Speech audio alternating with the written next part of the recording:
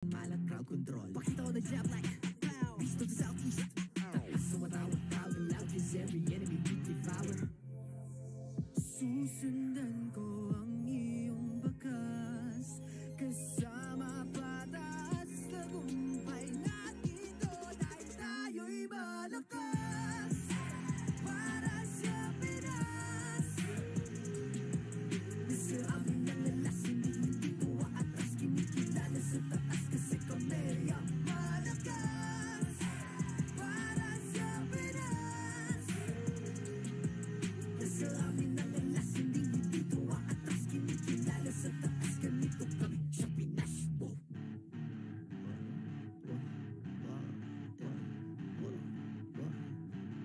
Malakas, Pilipinas, malakas. Kahit anong lane, we become the monsters. Malakas, Pilipinas, malakas. Face the golden sun and repping for the 3 stars.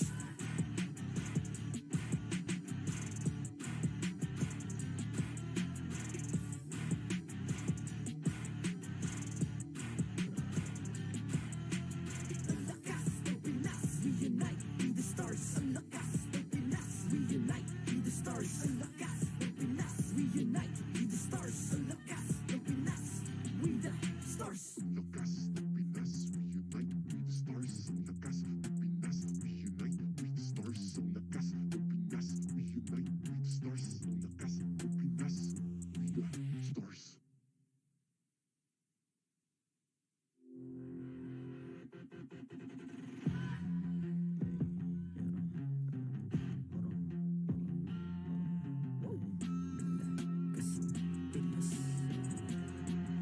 Lakas ng Pinas, malakas, Pilipinas, malakas. Kahit anong lane, we become the monsters. Malakas, Pilipinas, malakas.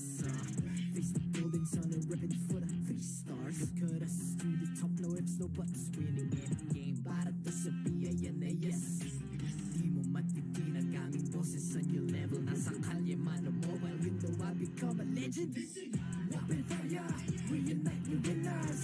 Built with pressure, the diamonds are made of. Switch in a lane na parang gera. HD racing, may reset up. Built tagatang buhat, we hear that full load SS parang Laila.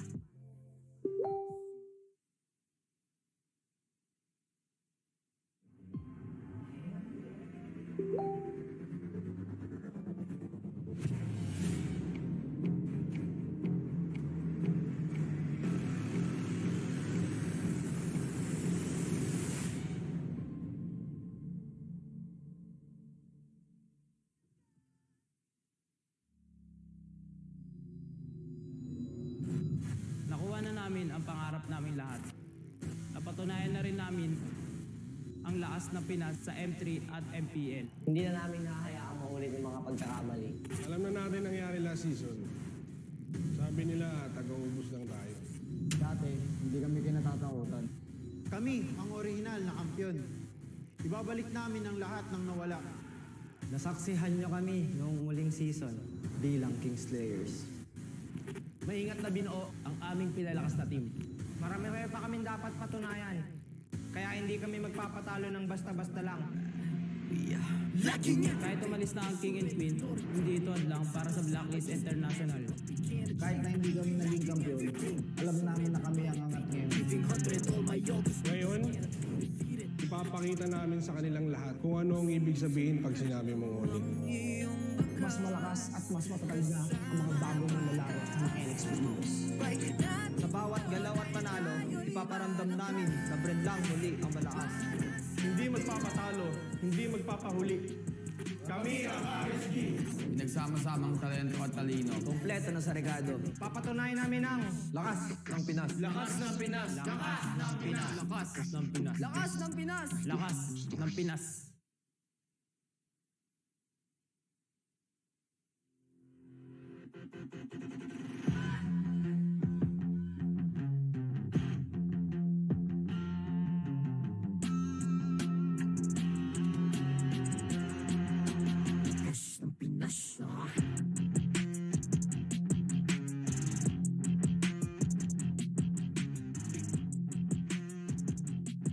Day 2 of the MPL Season 9. MPL Philippines Season 9 is presented by Smart.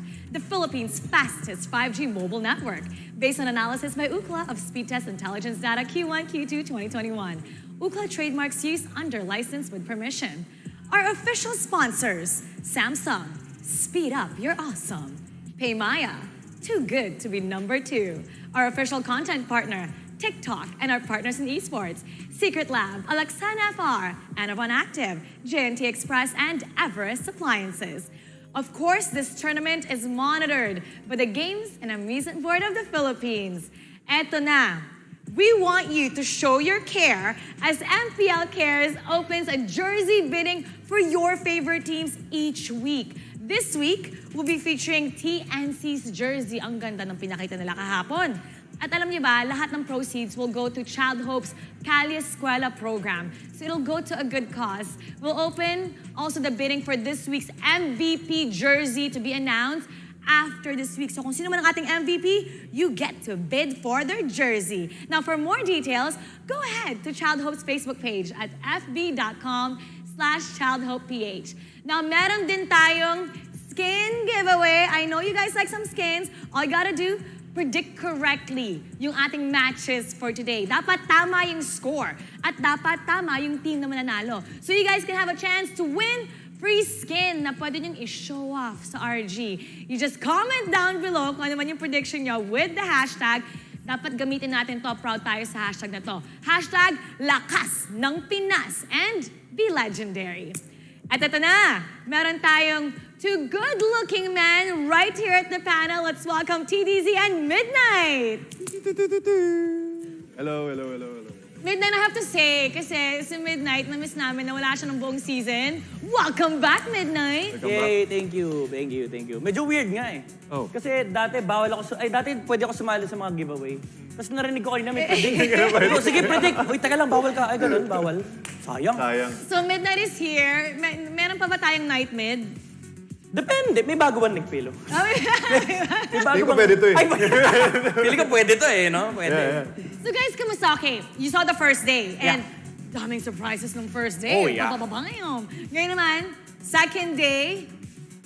How are you guys thinking about, what do you guys feel about the second day? I mean, sobrang exciting nung kahapon. Actually, diniscuss namin yon sa room namin.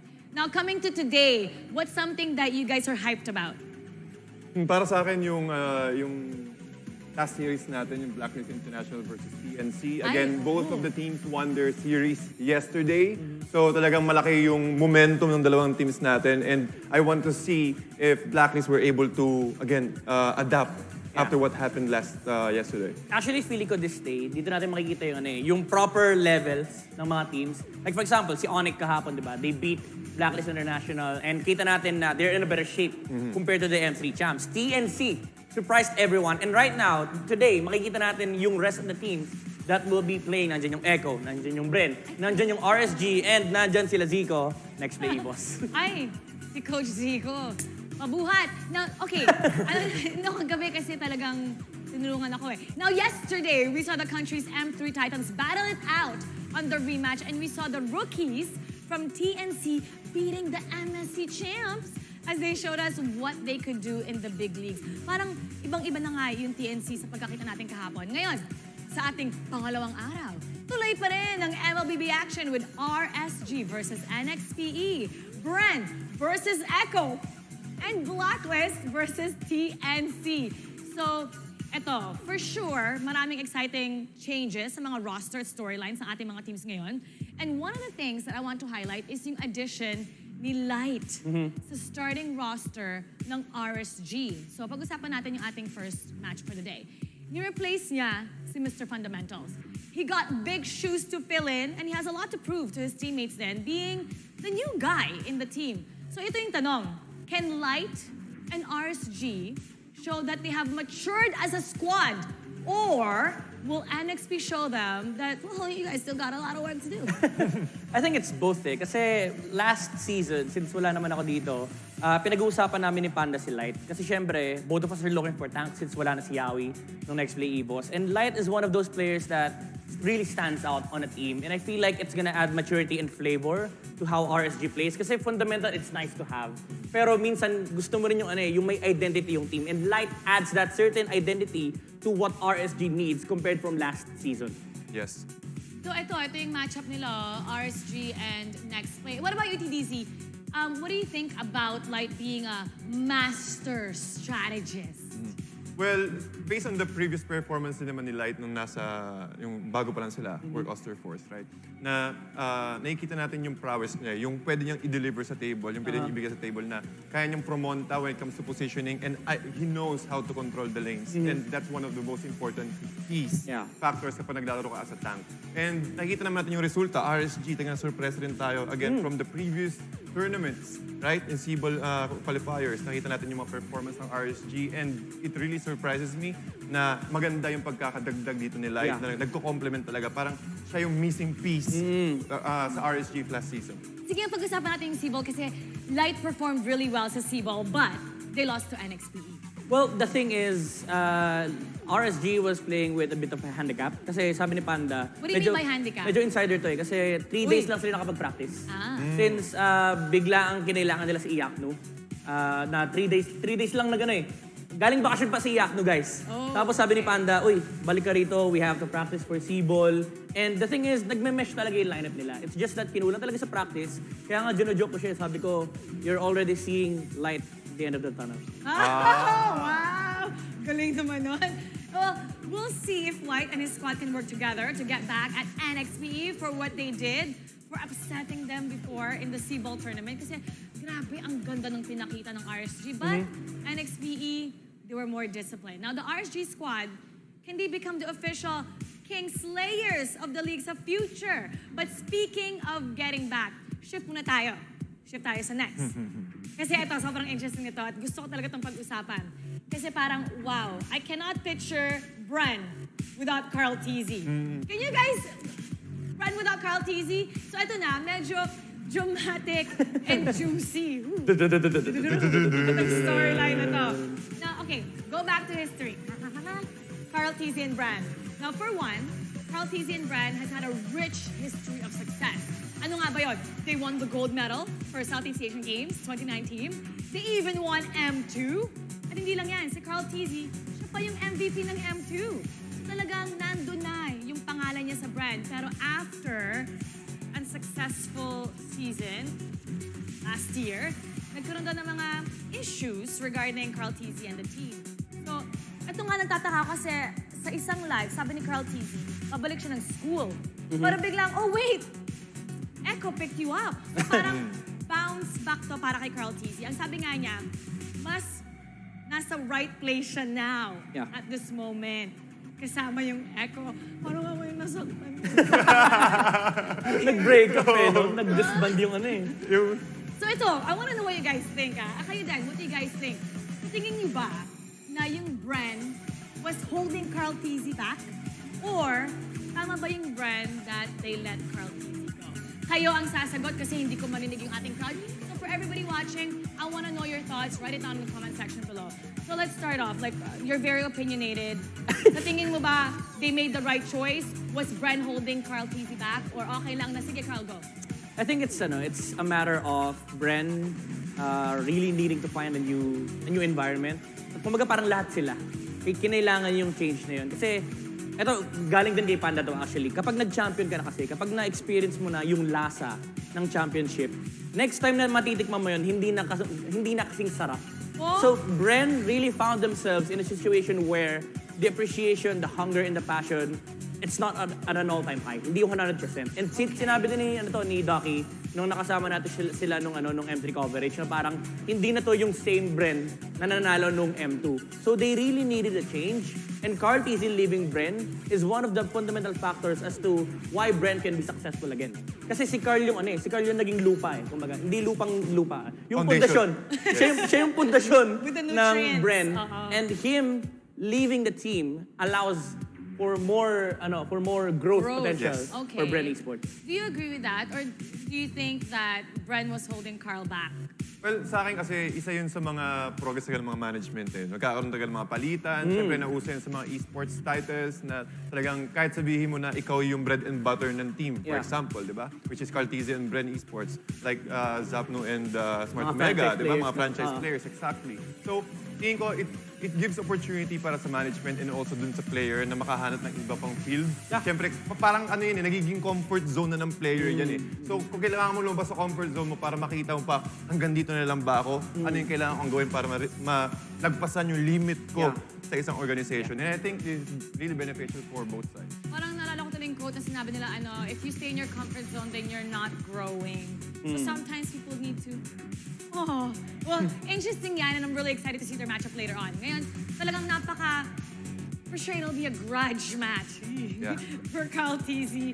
And it'll also be an opportunity for Bran to show him na, well, he made the right decision. Titignan natin yan mamaya. Pero ngayon naman, shift ulit tayo yung focus natin sa last match of the day. Blacklist International and TNC. Blacklist, lots of expectation. They lost yesterday. TNC, wow, sweet, impressive. So it's the M3 champs versus TNC squad of veterans and mostly rookies. So based sa performance ng dalawang team na to sa day one, first let's talk about TNC. Can TNC put up a fight against a top-tier team like Blacklist International?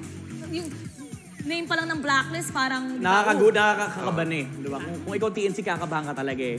And putting up a fight is a possibility against Blacklist. Upsetting is a different thing. Kasi thinking na TNC upsets Blacklist, medyo malayo eh. Kasi remember, they lost against Onyx. And Onyx didn't change a thing. This is still the team that went on to the grand finals of M3 without dropping any seeds. So hindi pa rin basta-basta yung dinaanan ng Blacklist kahapon kasi that's still the peak Onyx. Kumbaga yun yung peak version ng Onyx. Actually, pinag-uusapan natin to sa talent room nung rehearsals natin na parang si Onyx, para silang RSG din, na from day one up to this day, they always find ways to level up. And yung nakita nating Onyx kahapon, it's the strongest version of Onyx that we'll ever see. Well, sa akin naman, ang point ko dito sa TNC versus Blacklist International, na-surpresa tayo. Lahat performance ng TNC. So, para sa akin, personally, hindi ako magugulat kung sakaling ma-take down nila yung Blacklist International. Again, we need to set in factors na yung Blacklist International wala yung King and Queen. Nakita rin natin yung struggles nila nung game number 1. So, I guess, kung i-compare ko yung performance ng game 1, again, impronto to, day 1 ng season, kung gaano ka-ready, kung gaano ka-init, naramdam ko yung uhaw ng TNC. Saka TNC kasi they have nothing to lose, everything to gain. Ang Blacklist naman, they need to prove why they are the world champs, right? So I think it'll be particularly interesting for our jungle matchup also. On the side of Blacklist, the rookie Caviar has a championship team on his side, pero it's still different from Wise. On the other hand, TNC is led by SD Silent ZYZ, true assassin specialist like Caviar. So, siya yung maasahan mo talaga na true carry who has the ace for the teams like Gosu and yung sa Workoster Force and more. So, given that these two players in the jungle, sino sa tingin nyo yung magkakaroon ng bigger impact sa matchup? Caviar? Mahirap sagutin yan. Kahit ako, nahihirapan Pero I just have to say, Caviar talagang big pressure yon yeah. para sa kanya. So guys, alam ko yung mga nakikita ko sa comment section, that is a big responsibility to fill. And he was actually doing a good job. It's just, you put a new player sa old system. Of course, it's not going to be 100% perfect. But if you break it down, Caviar was doing really well. The thing is, Caviar in Blacklist, it's a matter of responsibility versus actual performance. Kasi si SD ZYZ, for the longest time, since nung work roster force pa sila, kahit bago niya roster, ang identity ng TNC is that the team plays around his aggression. So parang less pressure sa kanya, laruin mo lang yung laro mo, pakita mo magaling ka, flex mo yung mechanical prowess mo, and sa kabilang side, sa Blacklist International, you're set on playing this kind of playstyle na ube, Blacklist, kung ano ba kung paano maglaro ng Blacklist. And it's a bigger responsibility, it's a bigger pressure on the shoulders of Caviar. Kaya mas malakas ang impact kung malalaro niya ng mas maayos. Kung baga pag kinompare mo, mas malaki yung impact if they play at the same level on the side of Caviar. Kasi if he plays the same level as Chu, then suddenly Blacklist becomes Blacklist once again. Well, sa naman kay Caviar pati kay Wise si Wise naman kasi alam na natin yung pinagdaanan ng mga players as a whole Blacklist International, including Wise and Omaybino. So nandun yung connection. We're talking about yung sync ng utak ng mga players natin being as a whole team. So, si Kevin naman kasi, though rookie siya, magaling siya, yes. Kaya nga siya naging parte ng Blacklist International eh. So, what is lacking, I think, is the communication. Kailangan pang i-refine. Merong communication, pero kailangan pang i-refine yun. At kapag nakuha niya yung tamang timpla at nawala sa kanya yung pressure, being a rookie, kasi nandun din yun sa tao eh. Championship to, kailangan ko mag-excel. Yung mga champion. So, I think it will be, sooner or later, makakuha niya rin yung tamang timpla. Definitely. Yeah. And for SD, ZYZ, ako nakikita ko na ang dami ng mga changes sa playstyle niya na talagang nag-i-improve, napapa-improve sa TNC. And I'm looking at TNC, talagang marami pa silang tatalunin mga teams. Oo, marami pa talaga. Ay, ba na yung attitude ni Chu ngayon? Oh, sorry. SD. Sorry, SD, ZYZ. ZYZ. Pati yung name na change niya kasi gusto niya bagong image, bagong everything. Ngayon naman, it is time for the Smart Malakasan Quiz. So meron tayong question that's gonna be flashed on the screen momentarily. And the viewers, you guys, comment down below kung anong maling correct answer. Huwag nyo kalimutan gamitin ng hashtag. Sobrang proud ko sa hashtag na to. Lakas ng Smart MPL. Woo! So again, one lucky winner will win an epic skin. Eto na ang ating unang tanong. Ta-da! Who in the choices has not yet gone a savage or 5 kills in the MPL Philippines? Is it A, Hatred, B, Carl Teasy, C, Rebo, or D, Kelra? Sa kanila, again, who in the choices has not yet gotten a savage in the MPL Philippines? A, Hatred, B, Carl Teasy, C, Rebo, or D, Kelra? Comment down below. Don't forget to use the hashtag Lakas ng Smart MPL. And we'll be announcing the lucky winner at the end of the day. So lahat ng mga winners sa ating mga palaro ngayon, end of the day natin na-announce, so make sure you stick around for that.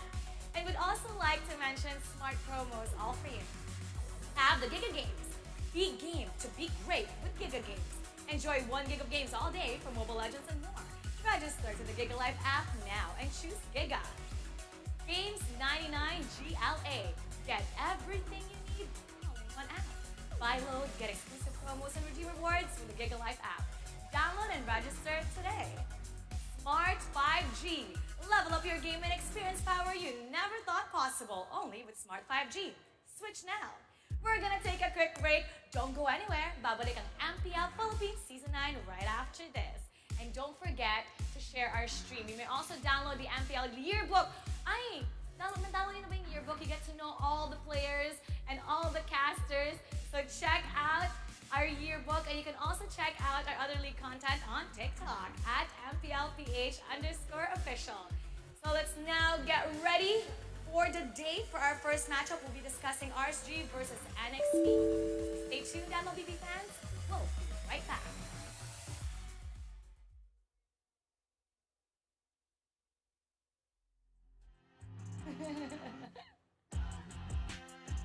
Narinig dito. Narinig.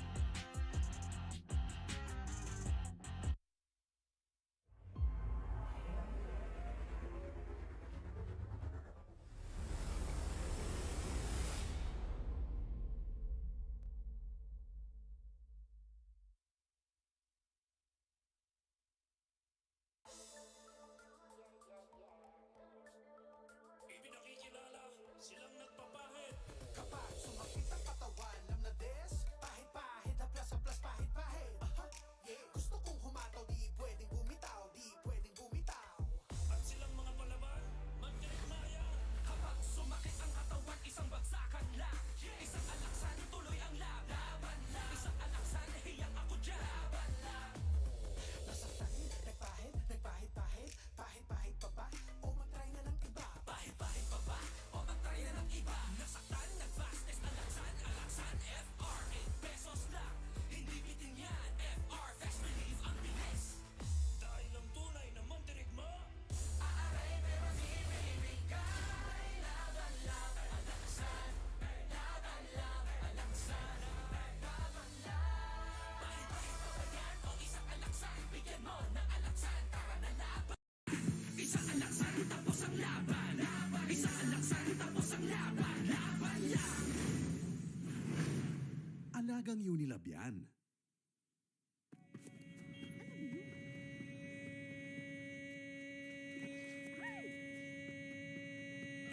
Express your online business.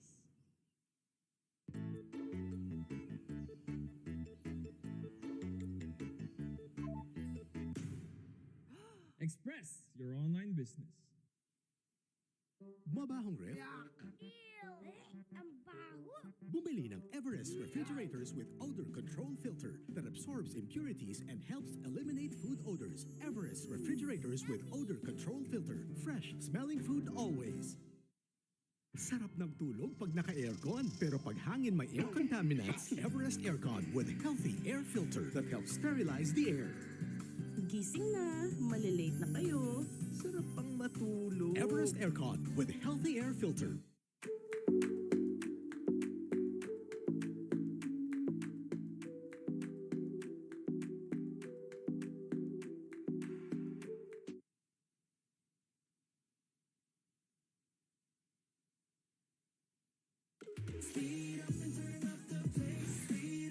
Hit every beat. Shoot my shots as I move. And show off to the world.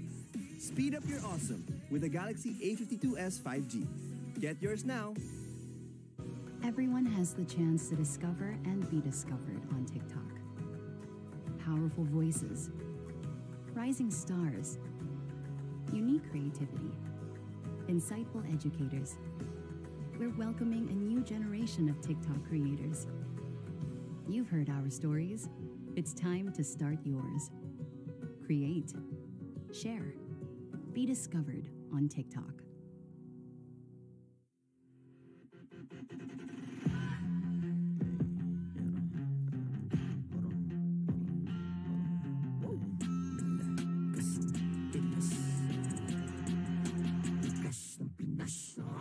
Malakas, Pilipinas, malakas, kahit anong lane, we become the monsters.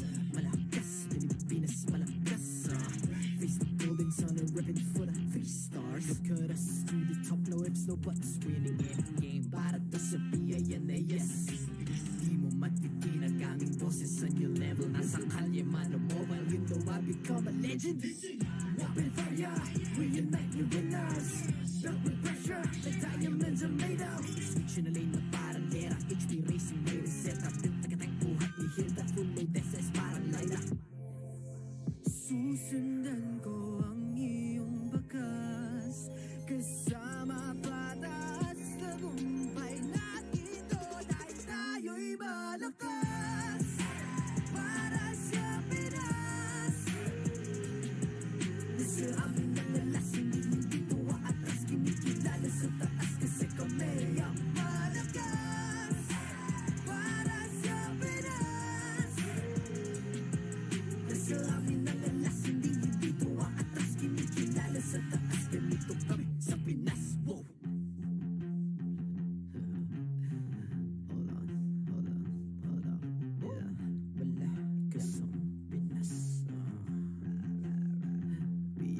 Laging MVP, no surrender, no retreat. Pag nagsama-sama, just imagine what we can achieve. Laging MVP, no surrender, no retreat. Giving 100 all my own, cause we just cannot be defeated. We are unstoppable, yun and invulnerable. Ready ang equipment, lahat frozen, malang crowd control. Pakita ko na jab like, pow! East to the southeast. Taas sa matawag, proud and loud, cause every enemy we devour. Susundan ko ang iyong bakas.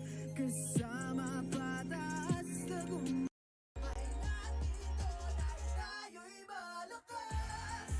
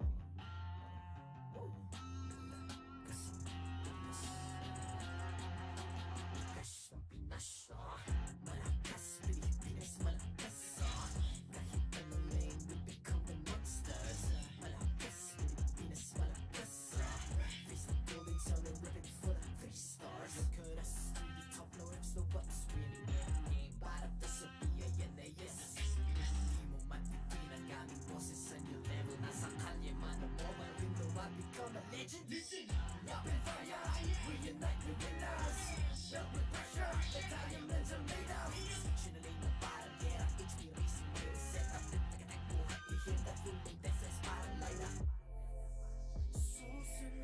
ko ang iyong bakas kasama patas tagumpay natin dahil tayo'y malakas para sa Pinas.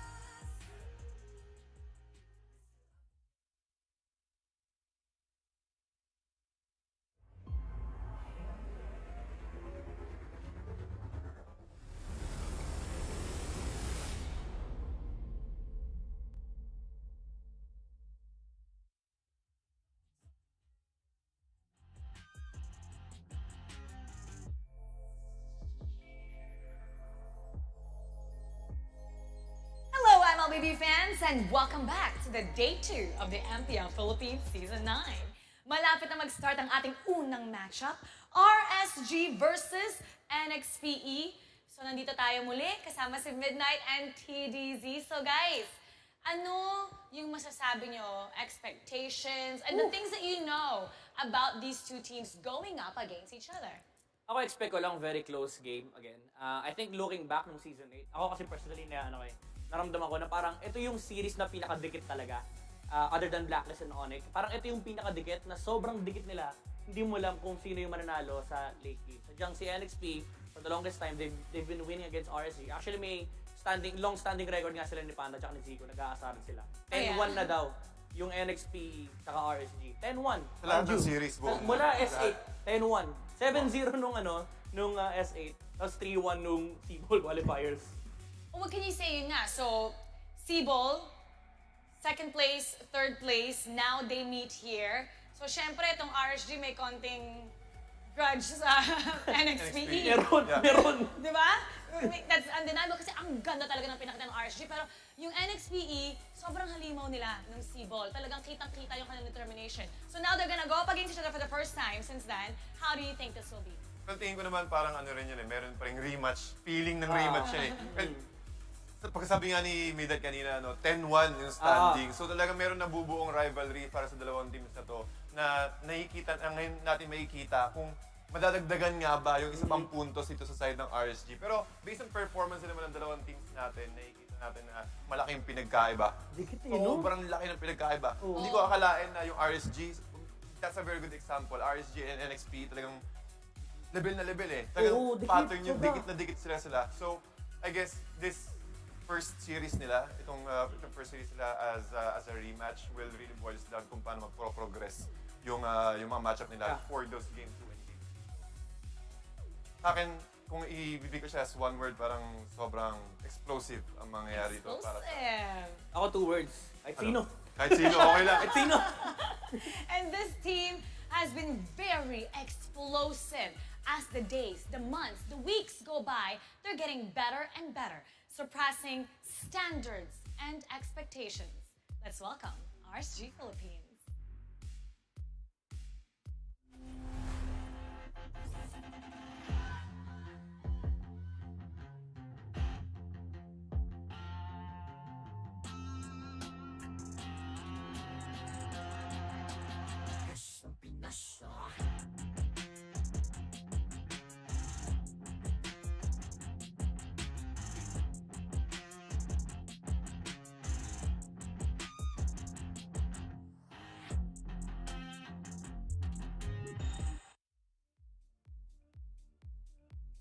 Para sa RSGPH, MN Demon Kite, Nats, Aqua, and Light. I've always been impressed with Demon Kite ever since his debut here sa RSG. At ang ganda din ang pinakita niya sa Seaball. Interesting to they're fielding Nats again for RSG. This is basically the same RSG flavor, yung big, kumbaga may sariling version ng Big 3 itong RSG. Demon Kite, Nats, and Aqua with the replacements on Eman and Light. This is a very different approach from RSG. Kumbaga parang sinasabi nila, okay guys, si Panda, na-imagine yung boss ni Panda, okay guys, we've been losing to NXP, we need to change something. So, Light, pasok ka. Then, Eman, ganda performance mo. Laro ka against NXP. So, di nila tayo Ganun si Pande. Yung ano kasi, yung hindi lang yung draft ng hero, pati draft ng player is a really big thing, no? Para sa side ng RSG, nakikita natin yung tamang timpla. And as we mentioned, si Demon kahit na hindi na bago, is talagang nag-e-excel at nag-e-excel lalo.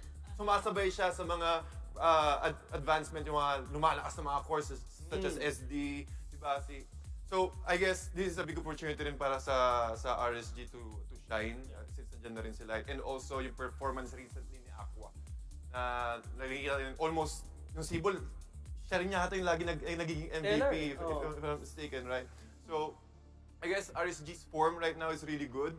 And syempre sa side naman ng NXP, it will be a very big challenge. Kaya para sa akin, kung ako tatanungin, ang hirap matahin kung sino yung mananalo dito sa dalawang to, especially on a best of 3 series. At remind ko lang, Season 8, ang daming beses, 4 weeks in a row, si Demon Kite was always number 1. Yeah. Top 1 sa ating statistics. So, we gotta see and find out how well they all do this season. Makakalaban nila itong kuponan na parang Avengers. They are at the next phase. The question is, what is their next play? Let's welcome NXPE.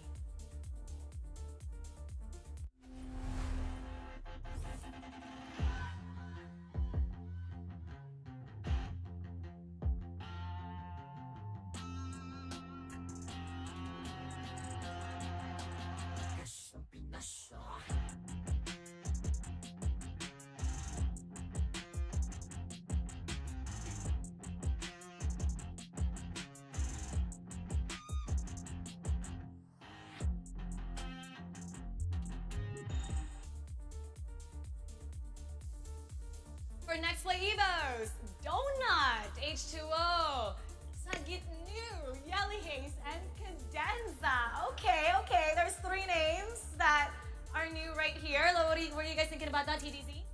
Well, again, sa performance nila ng next play Evos, nakita natin yung from Sibol. Ang ganda ng pinakita nila, unexpected, or rather, I guess the right word is much different sa in-expect natin from the previous season.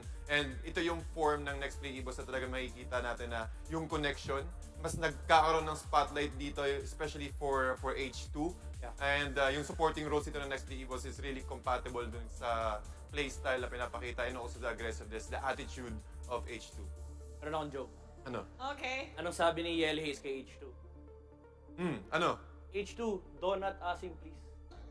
Okay. Ito yung, okay, alam ko yung context Minsan lang ako mapunta rito. Hindi ko alam ko yung context nito. Hindi ko pwede gawin sa Napunta ka lang ng next week, ganyan ka na midnight, Pero the thing about this lineup is we have a mix of veterans and very, very fresh blood. As in, sobrang fresh. Last year lang nagsimula maglaro itong mga to. Yung bagong kinuha ng next play. They came from a team na previously screen partners nila. Hindi lang ko yun. Sige, screen partners namin before na sobrang taas ng respeto namin. Actually, nabanggit naman na issue to. Sobrang taas ng respeto nila sa players na kinuha nila kasi dati sila yung bumubugbog sa next play Evos. So now, they're in a single unit under the helm of Zico. Actually, Zico kanina, kausap ko hanggang alas 6 ng umaga, di ako pinapatulog. Excited daw maglaro. And si next play Evos, ang isang preview sa kanila is they wanna be Onic. What Onic was noong Season 8. Palalaroin nila lahat ng players. Wow! At sa lahat ng mga bagong manlalaro ng Next Play Evos, welcome to MPL Philippines Season 9! Yes! Good to see you play later on. Now let's take a look at the player head-to-head for this matchup. So, pagkatabi natin ang dalawang manlalaro at ikukumpara natin sa bawat team. Let's take a look. Sino kaya? Pati naman yung graphics. Wow. Okay. Light and Yelly Haze. Grabe namang win rate na nakakatakot naman. Ang lupit naman. Hindi na makatarungan yun. Nakakatakot. Pag nakita mo yung ganung kalaban mo, out na ako. Si Panda na nanonood. Ha? 100%. Okay, we banned the 3 heroes, ha? We banned the 3 heroes. Let's break down the feature between the two of them. I think we have a very different set of players. We have, although pareho silang roam, si Yelly Haze kasi, roam support. And si Light, nagro-roam, pero minsan yung mga roaming heroes niya support din, like Matilda, di ba? So I think one very good hero to point out here is the presence of Matilda in this matchup between RSG and Nxpe Evos. Actually, nung Season 8, yan yung talagang yan yung talagang dapat tinatanggal. Kasi itong dalawang team na to magaling gumamit ng Matilda. And the thing about Yel, Haze, and Light, one key similarities that these two players have is the positioning. Sobrang galing pumesto ni Light nung TNT pa siya with the Kufra, si mga setup heroes. Para siyang pseudo Chakno. And si Haze, remember nung Nxpe Evos versus, what was that, Omega? Yung 3 minutes siya nakalagay sa, nakaabang sa Nakatayo lang. Sabi ni Haze nun, na hindi ko makakalimutan yung sinabi niya nun, sabi niya, bawal pang mahinang loob, yung pang mahinang puso yung ginagawa niya. Imagine mo 3 minutes ka nakatayo sa isang bush. Diba? Nag-aabang, ganun ka-precise yung mga plans, yung utak dito ng dalawang teams natin. And looking at the player head-to-head, average KDA 3.02. So mapansin natin na talagang humahanap si Yeli Hayes kasi yung sabihin natin na pick-off, more on pick-off. Yeah. Siya yung support na talagang susuportahan ka, not more on playing as a support role. He wants to play aggressive at dun niya nasusuportahan yung team niya. And I guess, Nxpe Evos, ito rin yung hinahanap nilang role or rather yung kulang nila previously and they're able to get it with Yeli Hayes. Side naman ni Light, again as I mentioned earlier, from the previous team, again the TNC Workhorse Force, ngayon nakikita natin yung strength niya, mas nagiging confident siya na gawin yung mga rotations niya and they're able to execute it perfectly alongside with the rest of RSG. So ang laki ng growth itong dalawang team players na to sa kanya-kanyang team sila. Alam mo yung stat state nila dito hindi masyado nagkakalayo, no? Medyo may disparity lang pagdating sa KDA. Pero goal per minute and kill participation wise, medyo pantay. The thing is, Nxpe Evos, they were really aggressive nung last season. As in, lahat ng heroes na makita nila, tingin nila kailangan mamatay. Si TNC very objective minded. And kaya naman nagre-reflect sa stats na si Light, even though mababa yung KDA, mataas yung kill participation. Kasi whenever TNC gets kills, it always leads to objective. Yun yung respectable, that's the most respectable thing about Light. Set up siya para sa mga kampi niya, guys, tutulak niya yung Torres, sesetan ko to. Pag nabasag niya yan, may masesetan ako. Pag may namatay, tulak pa ng Torres. So if you could compare yung ginagawa ng Nxpe and TNC, what do you see as similarities and major difference that works for them? Si Nxpe Evos, ang tawag sa kanila, the Hunters. And si RSG are farmers. Oh, okay. Farmer, pag inisip mo yung dalawang concept na yun, si Hunters, literal na mag-hunt, sabihin natin, papatay ng deer, di ba? Pero siya, hobby. Yeah. Kasi pag may nakikita silang hero, si Nxpe Evos, atake. Patayin niya. Si TNC, pag kailangan nilang anihin, dun lang sila susugod. Yun yung maganda about TNC, na again, very objective-oriented team. Just that they were really heavily reliant on Light's performance nung last season. And sometimes, siyempre, minsan may mga bad day, minsan may mga pangit na trap. So, yun yung similarities between these two teams. How about for you? What can you add to that? Well, para sa naman talaga, more on, i-add ko lang din sa punto ni Midnight kanina na yung the Hunters and the Farmers, no? So, I completely agree talaga. Nakita rin natin sa stats kanina. Yeli Hayes, may maganda yung role na binibigay niya para sa NXP. Since they are the Hunters, kailangan nilang kumuha ng pick-up and Yeli Hayes were able to perfectly execute every single time na pag siya yung naglalaro. And side naman ng RSG, again, yes, the Farmers, right? Yeah. Nakikita natin dito si Demon Kite, ever since parang naging init na sa kanya na, okay, mag-farm muna ako, hindi ako mag-play aggressive, but as long as I am able to get my item na naging confident na ako, mas alam ko yung power spikes ko, doon naman papasok si Light to control the situation. Preparation ang binibigay dito ni Light. Habang si Yeli naman is more on preparation for a kill. Then RSG preparation for an objective. So it's the Hunters versus the Farmers. Who will we see bag the win for their team? RSG Philippines versus Nxpe Evos. Let's now throw it over to our casters. Casters, awesome. Starting off day 2 with a bang, ladies and gentlemen, and what better way to start it with than with RSG versus NXPE. Mangyayari nga ba yung sinasabi dun sa ating panel na will the Hunters hunt? Tingnan natin kasi alam mo, may natural cycle. Pwede rin naman kasing ma-hunt din yung mga Hunter in a way. Welcome to the Casters Desk. I am joined, ako muna si Butter, syempre, kailangan mo na pakilala sarili ko. And at the same time, alongside me is OSX, and syempre, ang pinaka-pogi. Si Wolf. Dapat ako pero Huwag kang kailangan mag-alala. kita pakilala. Oo, ibibigay ko na lang yung pizza mo mamaya. Tama yan. Pero, this tournament is monitored by the Games and Amusement Board. And now, with that out of the way, let's talk about the teams. You know, RSG, they made waves ng Season 8. Although they fell short of making it in doon sa ating top 4, top 3, top 2, they still made a mark. And panalo nila yung puso ng mga tao on that certain matter. However, on the other end, NXP, alam naman natin tong team na to, maingay talaga to, and pwede mo nga silang tawagin the People's Champ eh. Pwede. Now, OSX, I know you've been following these teams. What can you say about RSG and their progress, their progress na coming into Season 9, parang nagkaroon pa ng Cebol qualifiers. What did you see in them na parang pwede mo sabihin na, teka lang, nagbabago na ng galaw ngayon yung RSG? Galawan ng RSG, if I can recall and remember, tinawag ko silang the Avengers no MPLS 8 mainly because pinagsama-sama ni Panda yung mga veteranong to sa isang bootcamp. And in the end of MPL Season 8, I still can remember the moment na nasa playoff sila and the moment na medyo matatalo sila, I can see their faces still smiling.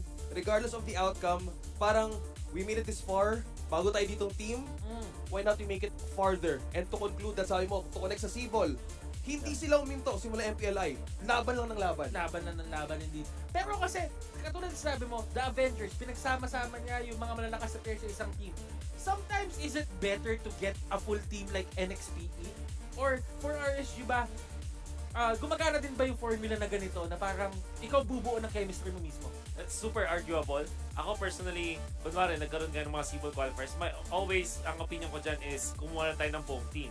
But then again, after talking to so many coaches din, parang mas prefer nga nila to actually get the best players, diba? Parang from each of the team. So, I would say, ang nagiging positive effect ng pagsasamahin mo yung iba't ibang mga players na magaling sa kanilang role together, nagbabago kasi yung parang yung nagbabago sila ng dynamic in a way na mas mapapabuti pa. Sometimes it can fall short, diba? Pag hindi na-fix yung chemistry, now it's up to the coaches how to fix that chemistry. So, I think yung latter na lang ang sagot ko na ngayon. From before, na sinasabi ko, mas gusto ko buong team.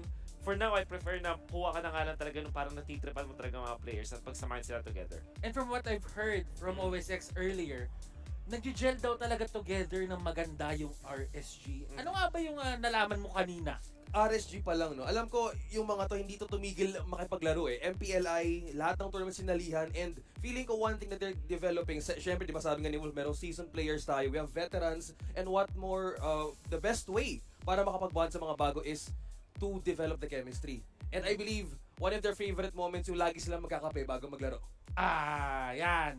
May pre-game ritual, etong side ng RSGPH, na every single time na bago sila maglalaro, bibili muna sila ng kape. And that's how it goes in their bootcamp. Tightly knit tong team na to. And Wolf, Light and Kosei, are they going to be big additions para sa RSG?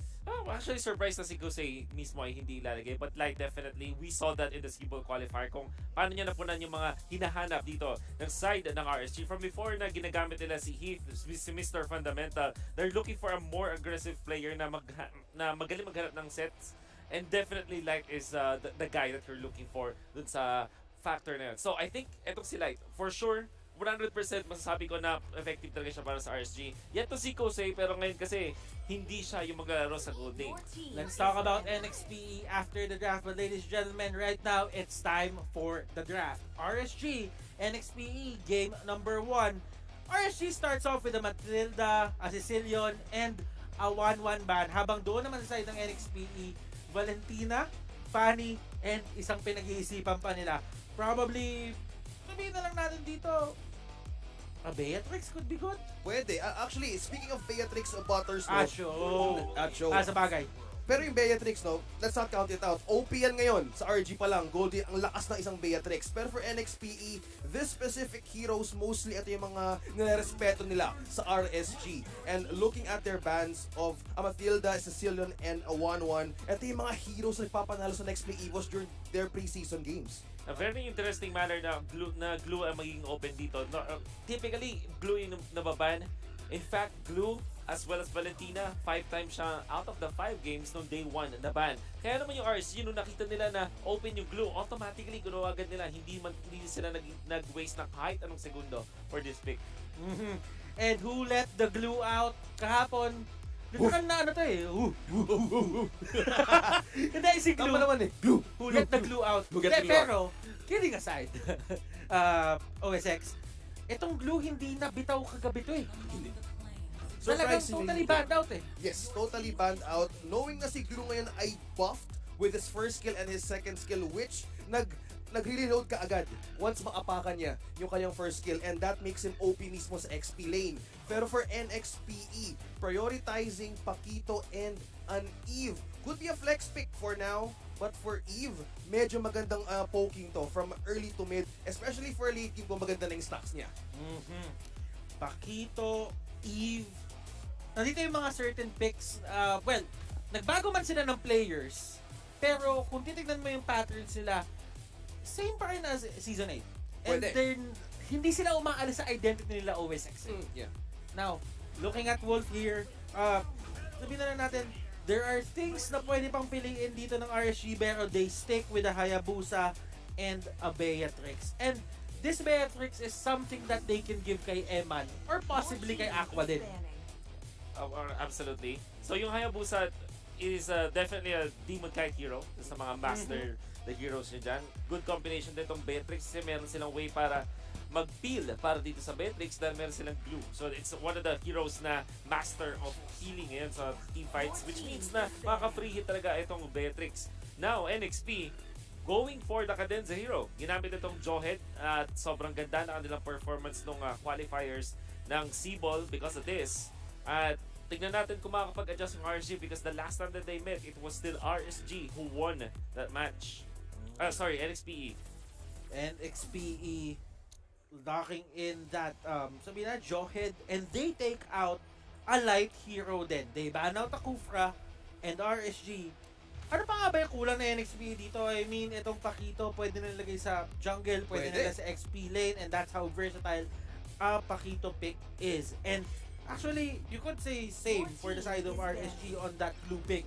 Pero at the same time, kasi tingin ko XP lane or tank lang talaga yung mapupuntahan eh. Yeah. And kanina, no, the NXPE respected the ban of a Kufra. Kung matatandaan ko pa, merong laban ng TNC na sinasabi natin, don't go into the light. Dahil kung ma-set-upan ka ni Light, ang talagang ibang klase ng mangyayari. Kumbaga, parang don't go to the end of the tunnel. Yun. Kasi there's light. There's light. At the end of the tunnel. Huwag mo pupuntahan yun. Tama naman. Now, if you're looking for heroes na hinahanap pa natin sa NXP, definitely ay XP lane. Napakagaling ni H2 sa kanyang Paquito. But then again, hindi na natin alam kung ano talaga yung mga heroes ni Sagitno. For the longest, this is his, I think ilang seasons pa siya nagpahinga. 2 or 3 seasons na wala sa MPL. Hindi natin alam kung ano siya sa professional level, but we know na kaya naman niya gamitin yung mga typical na XP lane heroes. But for NXPE, since meron silang Eve, I'm thinking ang maganda yatang hero na kunin nila dito is the Ruby. At least. Or, hindi ako magulat kung, ayun na nga, sakto pala. Ruby na nga. Sakto pala. On point. Well, si Wolf lang to. Si Wolf lang to. Pero, yung sinabi ni Wolf, na hindi man natin alam yung mga pinagagawa dito ni Sagitno, may nakausap ko kanina. Sabi, batak na batak daw siya. Kasi gusto niya na mag-champion. Yeah. Alam mo kasi ito yung hunger talaga ng Next Play Evos na hindi nawawala ever since. Nagkaroon sila ng places dati, 3rd, 4th. No, Season 8 nga, natanggal nga yung sumpa eh. Pero 8 plays no more. 8 plays no more. Pero ngayon for Next Play Evos, they want this hunger and thirst na matapos na. Yeah. And feeling ko they want to have a good start. And for the last bans, Edith, probably tinatanggal nila pwede makapag-either counter. Kasi syempre, si Edith, tingin ko rin para din siyang Jawhead eh. This is a possible setup na lang din for the side of NXPE and RSG na kahit papano ay hindi na makakuha ng XP laners na matindi pa dito yung side ng RSG. So, it's more of, for RSG, it's more of i-set up natin for success yung ating Phobios, and at the same time, po sinabi din ng NXPE, don't give them a hero na tutulong pa sa cost nila at this point.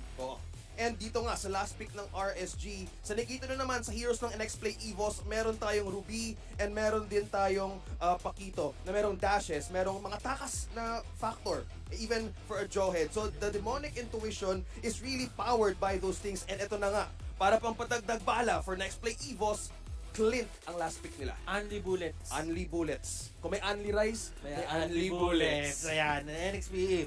Now, Wolf, looking into this draft, what can you say about the composition? Ano ba? Okay, so yung RSG, yung kanilang last pick was Phoebus and Rafaela.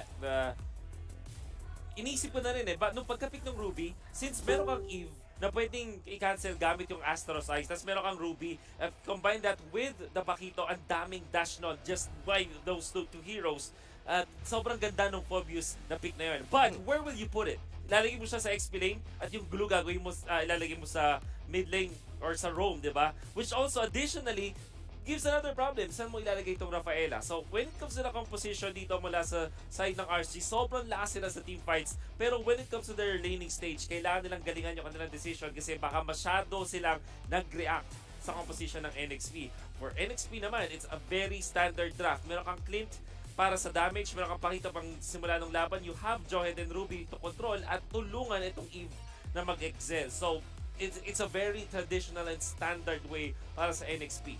And remember, RSG is known para doon sa kanilang mga, ika nga nila, unorthodox ways. Diba? Yes. Sabi nga natin kanina, getting a team na individuals, diba? Ginawa na nila yan Season 8.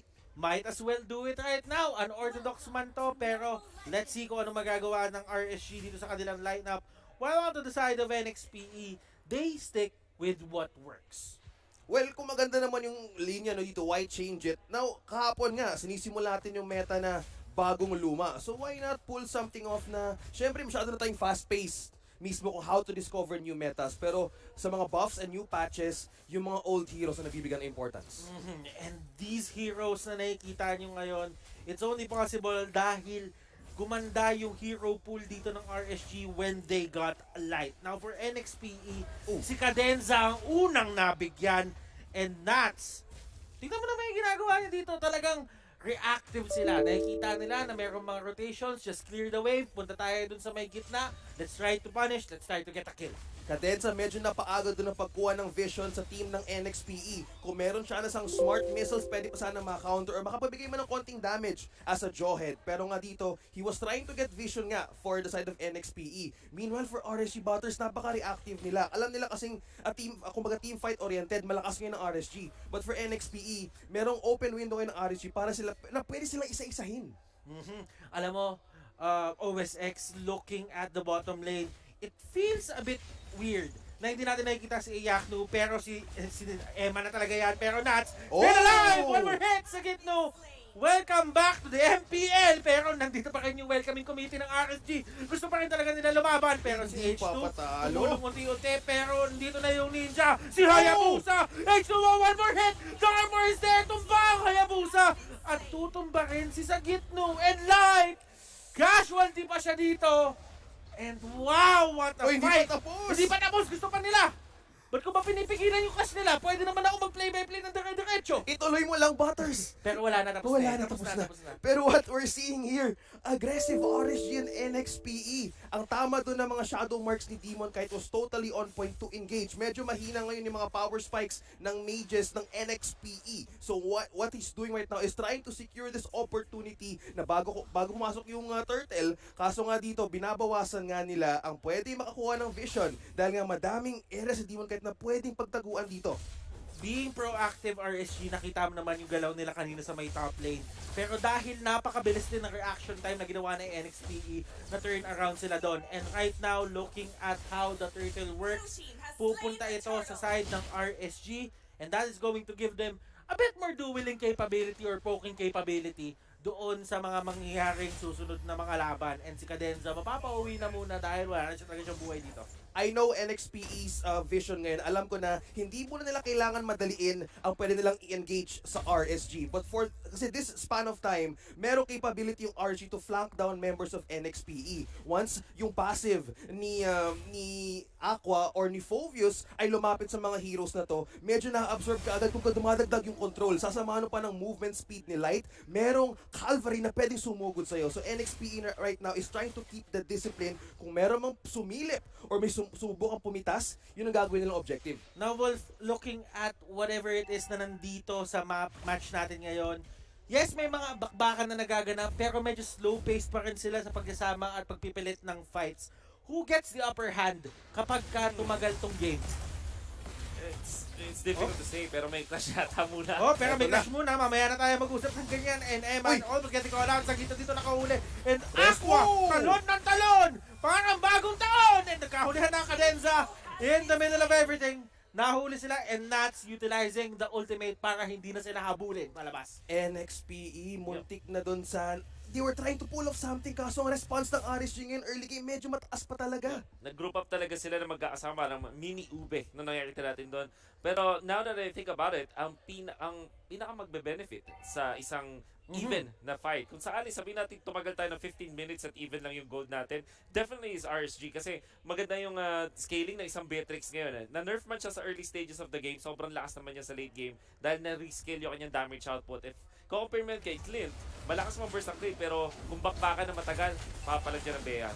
Aqua, hindi siya makakapalag doon and Cadenza utilizing that ejector para makakuha ng pickups. That is one thing about NXPE OSX eh.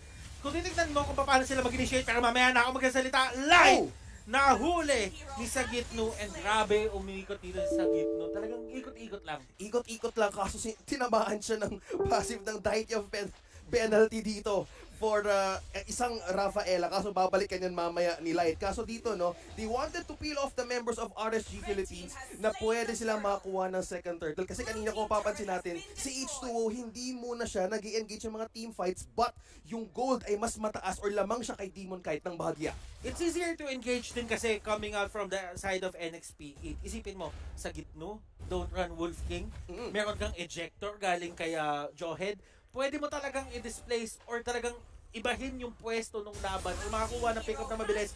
Pero Light na naman ang napitas nila dito and utilizing H2O, Yele Haze and sa Gitno, etong tatlong to, they're making the map theirs. Kumbaga, wala kayong teritoryo dito kapag kami pumasok lahat giba. Alley-oop na merong rest back sa likod. Tama. Yun. Paano kasi? Ito na nga.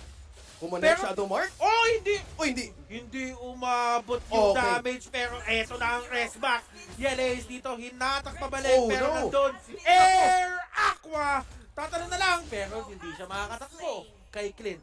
Ang priority ay ma-disengage si Yele Haze gamit ang ultimate. Kaso yun nga lang, he was trying to get the control. Pwede mo lang islow ng kahit konting RSG sa laban ngayon.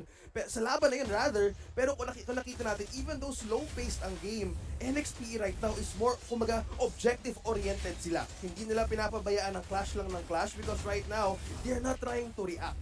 They're not forcing themselves to react na to the point na meron tayong oras kung kailan tayo lalaban. And sinabi nga kanina dito ni Wolf na mas mag-benefit ang side ng RSG if ever tumagal tong game na to.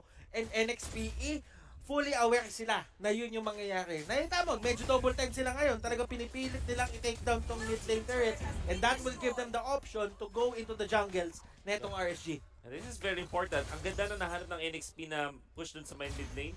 Dahil na-force din nila yung mga members ng RC na maghiwa-hiwalay dun sa kanilang ginagawang 3-man gang squad na paikot-ikot ang dragaan. Malaking advantage na sa map control to para sa NXP. For sure, masayang-masaya sila sa nangyari na pag-push dun sa may mid lane. And for RSG, ang hirap na ngayon hanapan ng farm ni Beatrix. Naka-burn ng isang flicker doon si H2O.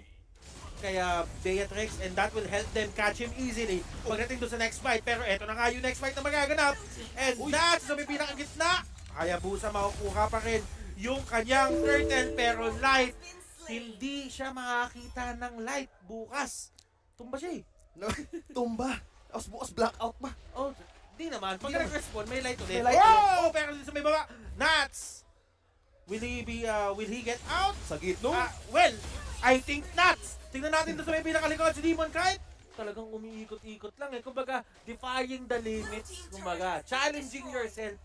Challenging yourself, defying the limits. Ang nakikita natin ngayon, sabi nga sarap ni Manjin, Demon kahit na bago ay ngayon luma. Meaning to say, Demon kahit na hasang-hasa. Sa pag-steal pa lang, Retri Wars, talagang on point pa rin. Ito yung nagdo-dominate ng mga KDA nung MPL Season 8. Right now, he still got it, Butters. Demon kahit na bago nung Season 8. Ngayon, Season 9. Demon kahit na medyo bago. Na medyo bago. Hindi pa naman ganun kaluma. Hindi pa naman. Oo nga eh. Pero medyo pa lang. Now, looking at the map right now, makikita mo naman kung gaano kaabante dito yung side ng NXPE. As you can see, they acknowledge na meron tayong pick-off potential. Diba? So, kailangan nila humanap, kailangan nila tignan kung nasa yung mga certain position dito ng members ng side ng RSG. And now, RSG, may binabalak ata. Dito pa lang for RSG, no? They wanted to, kumbaga gusto nilang gumawa ng isang trap. They want to lay down a trap for NXPE na pwede sila magsama-sama. Para si Aqua merong isang ribbon, pero may kayong bakbakan. Tinapon pabalik ni Cadenza si Aqua. So that hindi sila mabalikan. Pero nuts! Grabe naman sa gito dito. Tumatakbo. And nandun na din si Aqua para i-sure na makakuha ng kill. Pero H2O, nag-1v1 sila dito ni Demon Kite. Sino nga bang mas matinding mag-jungle? Wala, hindi pa natin malalaman. Hindi Wala. pa! Hindi pa! Hoy! Buhay pa! Buhay pa! Buhay pa! H2O. Flowing like water. Wow! Wow! Ay, kung babalikan natin, Butters, may mga moments si H2O nung pre-season, nung team selection na kinaya niya yung 4 gamit ang pakito. And nakaligtas pa siya doon like the damage right now of RSG. Oh! Kamuti ka na Cadenza doon. Cadenza! Napakaganda na pasok. At hindi na matutuloy ang laban dahil tatakbo na rin yun. Nung NXPE din silang pipilit kasi alam nila na kinokompromise na ni Cadenza yung kanyang sarili. Napakagandang pagkakagamit ang mapa mula sa RC. Kasi yung NXP, for the past, 3 minutes? Mula nung 7-minute mark, nagpo-4-1 sila. 4 yung magkakasama nakiwalay si H2.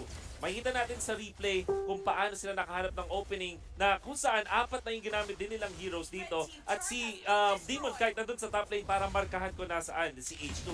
Very good execution mula sa RSG. Catching 2 heroes, then immediately pumunta sila dun sa Lord area. Finorts din ni Demon Kite na mag-commit si H2 na kanyang retribution. Kaya nga naman, or at least alam niya, namarkahan niya, nasabi niya, uy, nag-retry na to. Kaya naman, ginawa agad nila dun yung Lord. Napakagandang pagbasa mula sa RSG. At dahil dyan ay nakakuha na nila yung lamang when it comes to the gold. I do actually agree kasi yung mga rotations naman minsan, it's all about patterns and all that. Na once nabasa mo yung pattern na yon, if you're on the opposing team, pwede mo ma-utilize yon laban sa kanila. And correct. That's what happened. That yun yung sinasabi ni Wolf.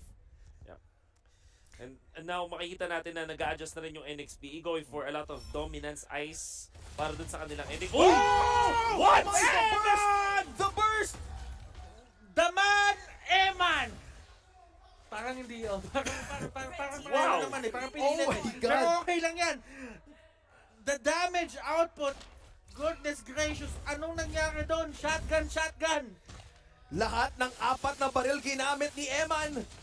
Sabay-sabay pa si Makunats at si Light. Binulag ang NXP sa bush na nag-conceal pa dun. Alam mo, may sinabi si Panda kahit nung may sinabi si Panda na naglalaro daw ngayon si Eman like a beast, and tingin ko OSX pinakita niya na eh. Eto na. May mutant na dito. May mutant na. Nag-evolve na to. Nag-evolve na. Eto na to, Butters. Like a mutant and like Cadenzo. Grabe yung damage output talaga ng dito. Ng isang Beatrix. Ito yung sinasabi ni Wolf eh. Yeah. Yung scaling, yung progression. Napaka cost effective. Tingnan mo yung gamit. As you can look at it, Blade of Despair, Malefic Roar, Hunter Strike. Wow. Lamang siya ng halos isang item na dito kay Donut. Oh, pero nagkakaroon tayo ng onting initiation dito. Cadenza. And actually, hindi pala onting yun. Talagang gusto nila lumaban. And what an ultimate coming out from Light, pero hindi inabot si Donut. That could have been a hard engage kung tinamaan si Donut doon. Possible na tumalon sila lahat. Pero, medyo kinapos na ng konti. Kinapos lang ng onte. Pero right now for Eman, sa state ni Eman, utilizing this Beatrix sa passive niya na mechanical genius, hindi nga siya makakapag-crit due to the scaling of sa lahat ng guns na ginagamit niya. For this, nakakilling spree pa siya with those 3 items, added physical penetration, plus meron pang additional movement speed ng Counter-Strike. So kailangan lang, ginagawa nito actually ng RSG is, kinokontrol lang ang movement speed ng NXPE na nanggagaling kay Akok or even Nats. Kaya minsan yung NXP, inahihirapan magkaroon ng opening dito. Even for Yelly Haze, hindi siya nakapag-spam na maayos gamit ang dalawang skills niya. Kaya medyo mahina ang duration ngayon ng kanya mismong ultimate, which is yung chessboard pag nag-ultimate na. Pero Demon Kite, OSX, Wolf, Oh, he sa got gitno! the Lord! Sa gitno dito tumatakbo, pero nandoon na si Demon Kite. Meron ng Ogi Shadow Kill. And that will be sa gitno going down. And tignan mo, nakuha na yung Lord, nakakuha pa kayo ng pick-off. So that means you can set yourself up doon sa may mapa na ngayon. And OSX, what happened dito sa NXPE? Kanina talagang pukpukan yung laban eh. Ngayon mukhang RSG, nakuha na nila yung tempo ng laro. Dito pa nga, speaking of tempo batters, no, si Demon Kite ang nangunguna sa gold pa lang. And kung kita na naman yung bahagya on screen, almost 4,000 and counting ang bahagya ngayon against NXPE. Also with Eman sa gold lane and Demon Kite. Yung dalawang mayayaman na players ng RC right now is paving way kung paano nila tinanim ang kanilang early game. Yes, medyo nagkulang lang si Eman sa early game pero they were aiming for the long run, which NXP right now is suffering. At the burst, kanina pa natin nakikita. Isang bala lang mula kay Eman. Ang dami pang control na sumusunod. Kadensa, napakaganda na huli niya doon. Pero the Purify will take place doon sa side ni Light and hindi siya ma-eject doon sa side ng NXPE. Now, NXPE, well, actually minimal losses. Kung isipin mo, hindi pa nga natumba yung turret.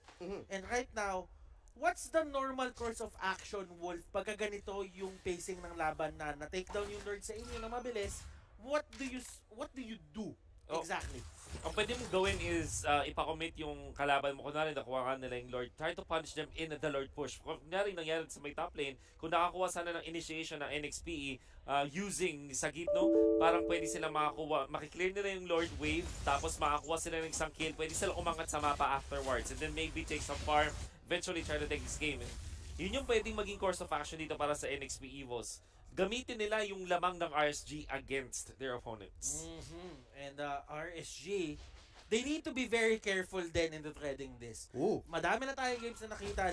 Pero ano nangyayari dyan? Nagtatago-tago. Kanina pa alam mo, the most patient man ata na naman dito ngayon na-awardan. Kanina may naghihintay dun sa push ng RSG. Well, ito din yung sinasabi sa atin ni Wolf kanina na kailangan din maging patient kahit papaano na NXPE into picking their fights. Hindi pwedeng dire-diretso lang na talagang lalaban lang kayo. You have to utilize kung ano man yung meron si Sagitno, si Cadenza, para kahit papaano ay mapunta sa inyo yung numbers game. Numbers game and parang karate lang to Butters. May kasabihan Bakit? Use your opponent's strength against you. So alam natin ngayon medyo lamang against him. Not pala you. Against him. So lamang actually almost 7,000 and counting ngayon, and the only way to get that is Cadenza. Kailangan isang pick off sa RSG dito. Nakakuha siya ng anti-cuirass probably to decrease the damage ngayon or the burst na binibigay ni Eman even for Demon Kite. Dalawa actually ang pwede magbigay ng physical penetration sa team na to. So they need to be careful kung gusto lang kunin yung Lord na to. At minamadalit nila dito ng side ng RSG kasi alam nila yung retribution na sa taas. Pero H2O, ginagawa nila dito yung segway moves nila. At sa may pinakalikod, si Aqua dito nahatak. And look at Demon Kite, talagang binabatak nila dito. And Ogi Shadow Kill, hindi makaka-take down pero sa gitno is the casualty. So may pinakataas ay hindi na makaka-take pa doon si H2O na kahit ano, pero the damage has been dealt. Sabihin na lang natin, yes, nakuha niyo yung Lord, pero still, for NXPE at this point, anything na makukuha mo sa mapa is a win. It's a win actually. Nung nabutas doon actually yung tore ng RSG, I was expecting na they were trying to pull up a 6 pero imposible. Dikit na dikit, literal talaga na hindi binitawan ng Shadow Kill yung Clint doon. And that is going to be that Clint down for 32 seconds. Wow! Grabe yung pacing dito ng side ng RSG. And nakikita mo naman na yung confidence talaga nag-pour over na. And May Evan pumasok. Sila ano Si ba talaga Aqua. mangyayari dyan? Oh! Pero si Cadenza dito ay tutumba and Oh, then no. just dealing the damage and look at Eman just mashing on that base and RSG wins game number 1. RSG, hindi magpapatalo. Doon pa lang, team fight, Butters. Mukhang nanostra natin doon kung paano ang naging strength nila sa game number 1.